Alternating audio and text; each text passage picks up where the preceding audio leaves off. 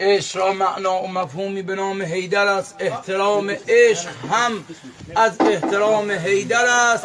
شهر بی میخانه و ساقی نباشد شهر عشق. نعشگان عشق را مستی ز جام حیدر است. ببخشید، هو الاول علی بوده، هو الاخر علی بوده، همیشه اولین و آخرین سنگر علی بوده. وجود کربلا میزان حب اوست وقتی که علی اکبر علی بوده، علی اصغر علی بوده. یقیناً شام و کوفه مات و مبهوتند از زینب که الگوی سخنرانی این دختر علی بوده. به نوکر بودن درگاه فرزندش خوشم وقتی امام حضرت صدیق و انور علی بوده. ذوالفقاری که حق به لب دارد، روح از مشرکان طلب دارد. ذوالفقاری که برق تا میزد، لشکری صف نبسته جا میزد.